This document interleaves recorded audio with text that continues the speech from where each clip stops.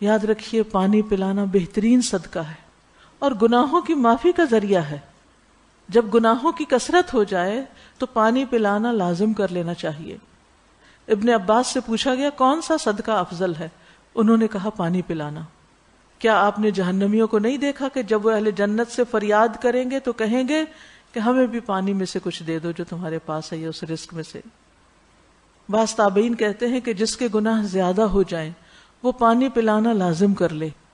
اللہ نے کتے کو پانی پلانے والے کے گناہوں کو معاف کر دیا تھا، تو اس آدمی کا کیا مقام ہوگا کہ جو کسی انسان کو پانی پلائے، یعنی نیک انسان کسی کو پانی پلائے اور اس کو زندگی بخشے، کیونکہ پانی جو ہے اس پر زندگی قائم ہے اور یہ اجر کا بھی باعث ہے. نبی صلی اللہ علیہ وسلم نے فرمایا جس نے کوئی کنواں کھدوایا پھر اس میں سے جو بھی پیاسا جاندار پانی پیے گا، خواہ جن ہو یا انسان ہو یا کوئی پرندہ ہو، تو قیامت کے دن تک اللہ اس بندے کو اس کا اجر دیتا رہے گا، یعنی صدقہ جاریہ کے کاموں میں سے ہوگا.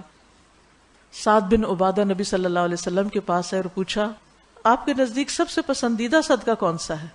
آپ نے فرمایا پانی پلانا. رسول اللہ صلی اللہ علیہ وسلم نے فرمایا 3 لوگ ایسے ہیں جن سے اللہ قیامت کے دن بات نہیں کرے گا، نہ ان کی طرف دیکھے گا، نہ گناہوں سے پاک کرے گا، اور ان کے لیے دردناک سزا ہے. ان میں سے ایک وہ شخص ہے جس کے پاس جنگل میں ضرورت سے زیادہ پانی تھا، پھر وہ مسافروں کو اس سے روکتا تھا، پینے نہیں دیتا تھا اس سے. اور ایک روایت میں یہ بھی اضافہ ہے کہ اللہ تعالیٰ اس سے فرمائے گا آج میں تجھ سے اپنا فضل روک لوں گا جس طرح تو نے اس فضل کو روک رکھا تھا جس کو تیرے ہاتھوں نے نہیں بنایا تھا.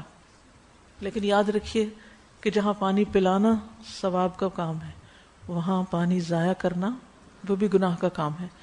بہت سے لوگ کہیں جاتے ہیں، پانی کی بوتل لیتے ہیں، 2-4 گھونٹ پیتے ہیں اور باقی اٹھا کے ساتھ لے جانا بھی گوارا نہیں کرتے کہ بعد میں شام تک پیتے رہے اس کو، وہیں پھینک کے چلے جاتے ہیں کہ دوسرے آئیں اور وہ ان کو پک کریں. کس قدر زیادتی کی بات ہے. اگر آپ کو پیاس نہیں یا کم پیاس ہے، ٹھیک ہے، ضروری نہیں کہ ہر شخص پوری بوتل ایک ہی وقت میں پی لے، تو اس کو اپنے ساتھ لے جائیں، وہاں نہ چھوڑیں، کیونکہ آپ کو بچا ہوا کوئی اور تو نہیں پی سکتا نا. تو اس لیے انسان کو اس معاملے میں بہت احتیاط کی ضرورت ہے کہ جہنم والے پانی کے لیے ترسیں گے. آج دنیا میں ترستے ہوئے لوگوں کو، انسانوں کو، پرندوں کو، حتیٰ کہ پودوں کو پانی دینا، یہ سب ایک ثواب کا کام ہے.